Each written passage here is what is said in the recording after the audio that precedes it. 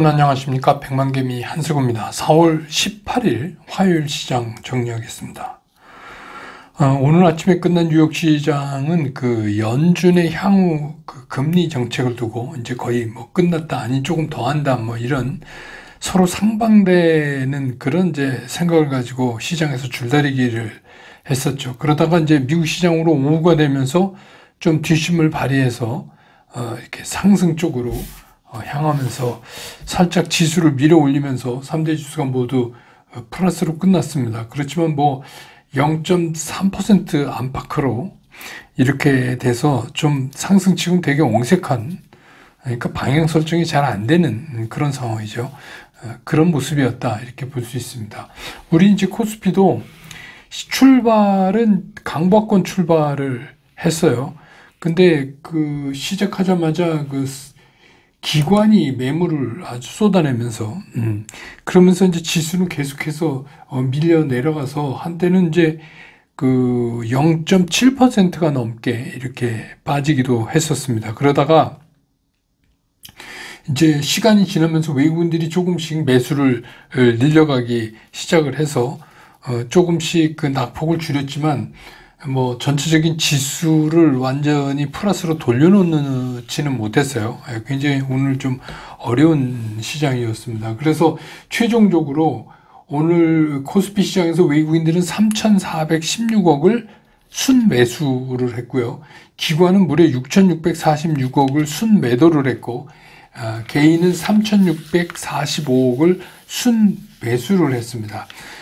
그래서 오늘 지수는 2571.09포인트, 어제보다 0.19% 하락했습니다. 그러니까 약보합으로 마감을 했죠. 뭐 코스닥도 오늘 좀 비슷한 움직임을 보였습니다. 코스닥도 강보권 출발을 한 후에 특히 이제 코스닥 같은 경우는 외국인과 기관이 동반 매도에 나서면서 지수 하락에서 그렇게 편하지가 못했었어요. 그런데 이제 그 시간이 지나면서 오후로 가면서 외국인들이 낙폭을 조금씩 줄이면서 지수는 이제 조금씩 살아나기 시작을 했지만, 역시 그 시가총액 1, 2, 3위인 에코프로 BM, 에코프로 LNF가 전부 올랐음에도 불구하고 지수를 플러스로 만들지는 못했습니다. 그래서 오늘 코스닥 시장에서 외국인들은 1,318억을 순매도했고, 기관은 1,078억을 순매도했고,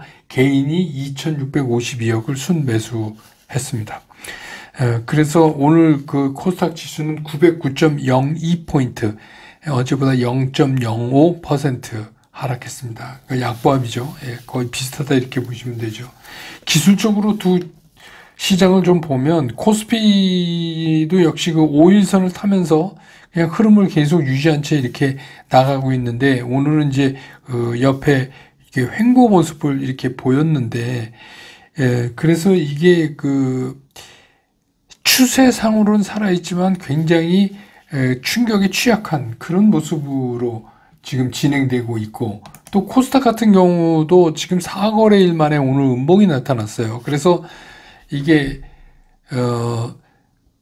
그 양봉, 음봉, 다시 또 양봉, 음봉, 그 이번에 다시 양봉, 또 음봉. 이게 지금 연거푸서 3차례가 계속해서 지금 반복되고 있거든요. 그래서 이게 팍 치고 나가진 못하고, 그런데 내일 그 양봉이 나와주면 몰라도 또 내일 다시 음봉이 겹쳐지면 지금하고 패턴하고 조금 달라서 시장이 그 올라가긴 하지만 상당한 그 상승 피로감을 스스로 느끼고 있다, 이렇게 볼 수가 있습니다. 오늘 환율은 1318원 60전에 끝났네요. 7원 50전이 올랐습니다. 그 다음에 시총 상위 종목들의 움직임을 보면 외국인들이 오늘 삼성전자를 2,450억을 샀어요. 근데 특히 이제 그 어저께는 UBS하고 HSBC인데 오늘은 이제 오후 들면서 UBS하고 시티그룹이 정말 힘썼습니다. 그래서 집중적으로 하면서 외국인들 매수가 이제 쭉 올라갔는데, 외국인들이 2,450억을 사고 기관은 2,017억을 팔았습니다. 그래서 오늘 외국인들은 LG에너지솔루션도 210억을 순매수했고, LG화학을 81억 순매수, 삼성 SDI를 419억 순매수, 현대차를 76억 순매수, 기아를 201억 순매수. 근데 포스코홀딩스를 1857억을 순매도했어요, 외국인들이. 반면에 개인은 포스코홀딩스를 2461억 원을 순매수했습니다. 오늘 기관은 LG에너지솔루션 5억 순매수한 거를 제외하고 시가총액 상위에서 전부 매도했습니다. 전부 매도했어요. 그 다음에 이제 뭐 코스닥에서 좀 보면 아까 이제 조금 전에 말씀드린 에코프로비엠이 2,000원, 에코프로는 39,000원, LNF가 9,500원 이렇게 올랐습니다. 주가는. 근데 에코프로비엠이 207억을 외국인이 팔았고 순매도했고, 에코프로도 315억을 순매도했고, LNF만 480억을 샀어요, 외국인들이.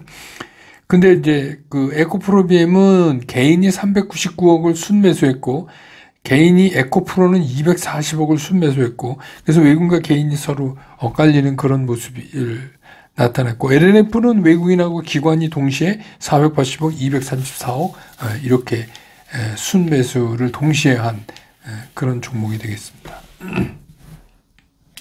오늘 이제 그 섹터별로 보면 오늘 이제 섹터 나누기가 되게 좀 어정쩡해요. 근데 이제 오늘은 이제 포스코 그룹주를 얘기 안 할 수가 없는데 이게 요새 계속해서 올라가고 있잖아요. 포스코 그룹이.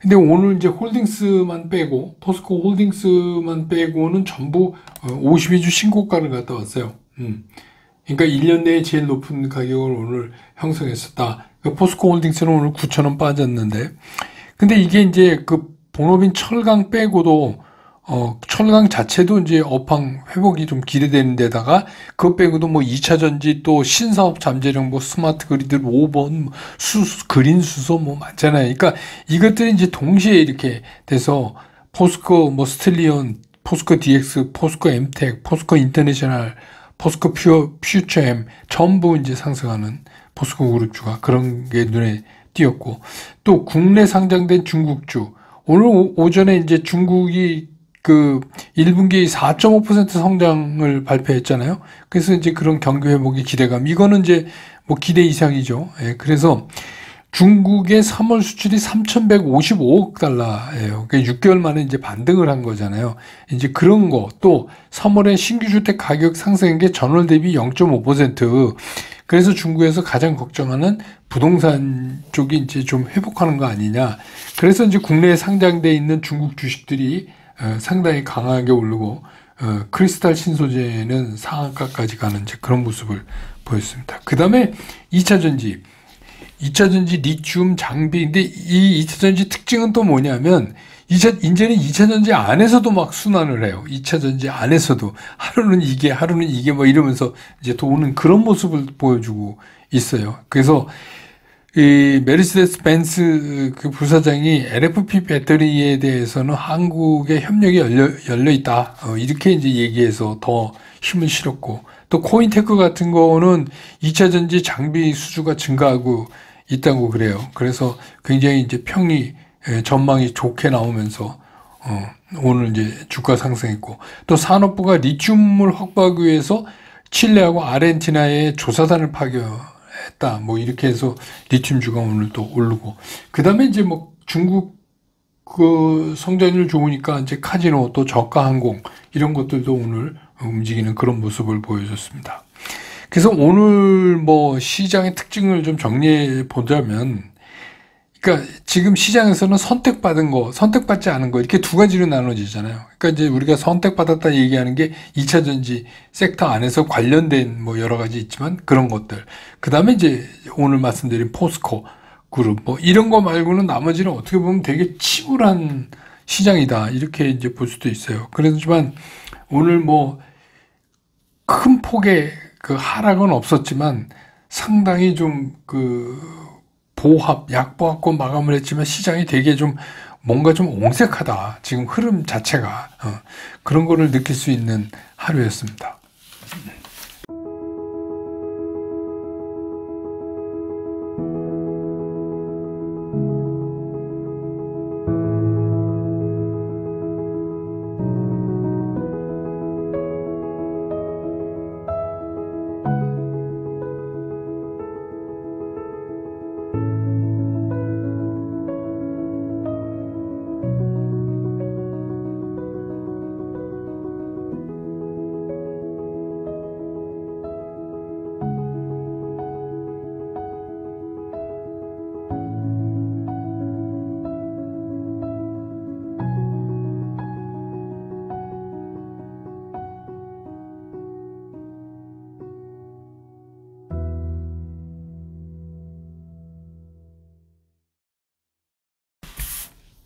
시장을 좀 보면, 오늘 오전에 이제 제가 텔레그램으로 보내드렸지만 중국의 1분기 경제 성장률이 오전에 발표됐잖아요. 그게 4.5%로 공식 발표가 됐어요. 이게 이제 로이터가 사전조사해서 경제학자로부터 이렇게 받았던 거는, 그러니까 시장 기대치는 한 4%인데 그거보다는 높은 수치가 나왔어요. 그리고 지난해 1분기 이후에 가장 높은 수치가 이제 나온 거죠. 그런데 이제 이런 중국의 성장률이 우리 시장에 그 정의 관계를 여태까지 주어서 힘을 보태고 뭐 그랬었는데 오늘은 이제 우리 시장에서 그런 게 나타나지가 않았어요. 근데 그런 거 보면 최근에 이제 우리가 중국하고 무역 적자도 일어나고 이런 것들도 좀 관계 있지 않나 이렇게 봅니다. 그러니까 오늘은 이제 뭐 특별히 시장에서 좀 여러분들이 많이 질문도 해주시고 또 요새 움직임이 2차전지 말고 또 잘 가는 게 이제 포스코 그룹주니까 그걸 집중적으로 좀 말씀을 드릴까 그래요. 예. 그래서 이제 외국인들이 계속해서 포스코 홀딩스를 팔아제끼고 있잖아요. 그럼에도 불구하고 뭐 기관도 이제 가끔씩 동조하면서 팔고 막 이러는데 뭐 어떻게 보면 시장의 2차 전지 그다음 축 하나가 우리가 이제 반도체 자동차 이랬는데 그게 아니라 포스코 이렇게 두 축으로 이상하게 이제 이렇게 뒤틀려져 버렸어요. 지난번 이제 그 에코프로 BM 리포트 이후에 시장이 그래서 이제 모든 그 포스코 계열사가 오늘 그 아까 주가 설명할 때 말씀드렸지만 홀딩스 빼고는 뭐 전부 52주 신고가를 한 번씩 맛봤단 말이에요. 그래서 이게 이제 왜 그러냐면 그동안에 포스코 이러면 우리가 그냥 포항 제철 이렇게 해서 그 철강이라는 그 생각을 하고 있는데 이런 이제 본업인 철강 산업도 사실은 이제 상당히 산업 그 업황 자체가 회복세에 있는 데다가 그 각각의 계열사별로 새로운 사업에 대한 잠재력을 나름대로 갖고 있어요. 그러니까 이게 뭐 말이 안 되는 거를 막 이렇게 하고 있는 건 아니고, 나름대로 상당한 설득력을 가지고 있어요. 그 계열사들이. 그리고 그 새로운 그 산업이라는 것들이 전부 말이 안 되는 게 아니라 상당 부분, 이해가 가는, 우리가 이해할 수 있는 부분의 것들로 구성이 되어 있어요. 그래서 상당히, 최근에 이제 포스코 그룹 주가가 오르는 거는 설득력이 있다. 이렇게 이제 보여집니다. 그리고 이제 저도 포스코 홀딩스에 대해서는 여러분 기억하시겠지만, 지난 연초, 올해 연초 특집 때 제가 이제 그 포스코 홀딩스를 상당히 윗단에 놓고 포트폴리오상에 신경 써서 이거는 좀 눈여겨볼 종목으로 말씀을 드렸죠. 뭐, 최근에 이제 그런 것들이 뭐 다 올랐지만. 그런데 이게 여러 차례, 그 이후에도 제가 이제 그 썸네일 제목에도 그렇고, 그 상당히 저는 이제 종목 추천을 하지 않지만 썸네일 제목에 이렇게 올려드리면서 이게 여러분이 이거를 눈여겨보셔야 된다 이렇게 이제 했는데, 뭐, 그때 연초 들면서 포트폴리오 재구성하고 뭐 이럴 때 사신 분이면 이제 80% 좀 이상 이렇게 수익 구간을 가실 거예요. 그런 분들은 잘 된 거고. 근데 이제 이 포스코 그룹하고 2차 전지에 공통점이 있어요. 공통점이 뭐냐면 우리가 이제 종목을 고를 때 이렇게 고르잖아요. 지금 돈을 벌고 있는가? 앞으로도 벌 수 있는가? 이 두 가지 질문에 그렇다라고 긍정적 답변이 나와야 된다. 우리가 이제 종목을 고를 때 그런 말씀을 드렸잖아요. 근데 이 2차 전지와 함께 여기도 그 두 질문에 그렇다라고 긍정적인 답변을 할 수 있어요. 그게 이제 공통점이에요. 그리고 실제적으로도 각 계열사도 그렇고 실적이 나와주고 있다는 거. 그것도 또 이제 마찬가지 비슷해요. 근데 이제 일부 계열사 중에는 이제 2차 전지 관련도 있죠. 그거랑 또 겹쳐서 그렇게 움직이는 그런 종목도 있고. 그래서 이제 그동안 그 포스코가 이게 엄청난 자금력, 집행력, 또 이런 파워 이런 게 있잖아요. 그래서 이게 간단하게 보면 안 된다. 그러니까 포스코가 손을 내면 궁극적으로 포스코가 손을 대면 결국은 그 다른 데가 하는 것보다 해낼 가능성이 상당히 있다라는 이제 말씀을 그동안에 계속해서 드렸잖아요. 이제 그게 이제 점점 현실화되는 그런 거죠.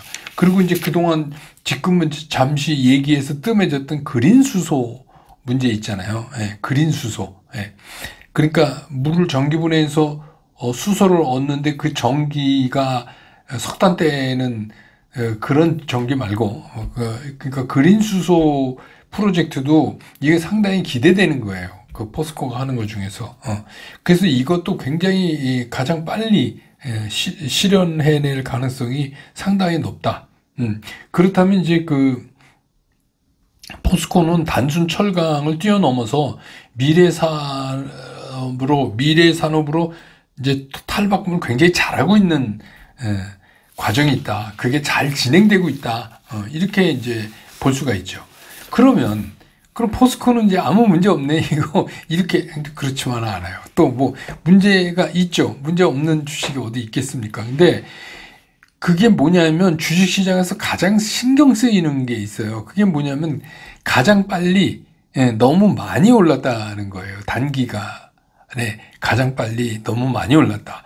그러니까 우리가 이제 늘 그 시장의 생각이 왜 여러분 기억하시겠지만 올해 들면서 각 증권사가 그 2023년 증시 전망 냈는데 전부 어떻게 했어요? 상저, 하고 이렇게 얘기했어요. 그렇죠. 여러분 기억해요. 상저. 근데 아니에요. 지금 작년 하반기 고점을 넘어버렸어요. 지수상으로. 이미. 그러니까 다 틀린 거죠. 예. 그래서 뭐 증권회사 예측은 틀리기 위해서 존재한다는 말이 이번에도 맞았어요. 예. 그러니까 우리가 보통 생각하는 거랑 너무 다른 거예요. 그런데 여기서 이제 지금 튀어나온 게 2차 전지하고 포스코예요. 그 2차 전지를 누르면 그게 반도체나 자동차로 갈 거라고 생각했는데 제가 아니라 그랬잖아요. 전혀 아니. 선봉으로 가는 걸 꺾으면 시장이 자꾸 꺾여요. 그러니까 힘들잖아요. 지금 시장이 힘들잖아요. 그래서 지금 이제 너무 많이 올랐다. 단기간에 이게 포스코가 상당 부분 끌고 올라와 있다. 이게 이제 걱정거리예요. 가장 큰 걱정. 뭐 미래 산업이 나쁘다. 그거는 2차 전지도 마찬가지죠. 2차 전지 미래가 나쁘다는 분은 없어요. 근데 단기간에 올랐다. 이걸 걱정하는 거는 이 포스코도 똑같아요. 그러니까 이러다가 이제 이거 훅 하고 빠지는 거 아니냐. 그럼 어떡하냐. 그래서 가지고 계신 분도 이제 그만 팔아야 되는 거 아닌가. 그 이제 2차 전지랑 거의 유사한 비슷한 고민에 이제 여러분들이 빠지게 되는 거죠. 그렇다면 이제 우리 개인 투자가들은 이런 무서움을 딛고 어떻게 그럼 투자를 해야 되나. 근데 이거는 제가 이미 여러 차례 말씀을 드렸어요. 요즘 시장, 특히 이제 올해 같은 시장에서의 그 쏠림 현상은 이거는 피해갈 수가 없다. 쏠림 현상을 피해가면 내가 가진 종목이 안 움직이는 거나 똑같은 거예요. 그러니까 쏠림 현상을 피해갈 수가 없어요. 그렇다고 그래서 뭐 언제 돌아올지도 모르는 지금 막 안 오르는 거 뭐 그런 얘기 하시는 분도 있는데 거기 가 있자 미리 가 있으면 내 순서 돌아오면 다 올라간다. 물론 그렇죠. 물론 그렇지만 그게 뭐 쉬운 일이 아닙니다. 그게 우리가 현실적으로 매매할 때 쉬운 일이 아니에요. 그래서 뭐 작년부터 물려있는 보따리도 하나 있는데 또 지금 안 오른 데를 가서 그거를 사가지고 그거 차려올 때를 기다린다. 이거 뭐 한 2, 3년 보고 하실 수는 있죠. 근데 그거는 잘못하면 엉뚱한 섹터에 가 있을 가능성도 있거든요. 변수가 워낙 많아서. 그래서 지금 이제 답을 구하고자 하는 분들은 딱 이렇게 두 가지예요. 지금 포스코 그룹주를 가지고 있는 분. 또 하나는 가지고 있지는 않은데 지금이라도 사고 싶은 분. 이게 딱 둘이죠. 근데 이 두 경우의 답이 똑같아요. 그건 뭐냐? 시장에서는 늘 말씀드리지만 절대로 이거를 누가 주도하는 세력이 있건 없건 하여튼 흔적 없이 빠져나가는 경우는 없어요. 시장에서는 반드시 흔적을 남긴단 말이에요. 그래서 하루하루 움직임을 보면 우리가 그거를 못 보는 거예요. 왜 민물, 썸물에서 바닷물이 빠질 때 그 파도만 보고 있으면 이 물이 얼마나 빠졌는지를 몰라요. 그래서 저쪽 이렇게 해서 어떤 그 기준점을 정하고 물이 여기까지 왔다가 이렇게 밀려나가면 이게 물이 썰물인가 이렇게 좀 우리가 기준을 잡잖아요. 그래서 올해 같은 시장에서 적어도 올해에서의 우리가 보는 그런 기준선은 이게 10일 이동평균선의 기울기다. 이거를 제가 이제 자꾸 매매 원칙이다 이렇게 말씀을 요새 드리는 거예요. 요즘의 매매 원칙. 늘 맞진 않아요. 2020년 같은 때는 안 맞죠. 근데 이 10일 이동평균의 기울기가 말하자면 기준선이에요. 그 기울기가 우상향으로 살아있으면 5일 이동평균을 순간적으로 이렇게 깨트리고 밑으로 내려온다 하더라도 10일 이동평균이 우상향으로 살아있으면 그러면 괜찮다. 이렇게 그런 경우가 아주 많다.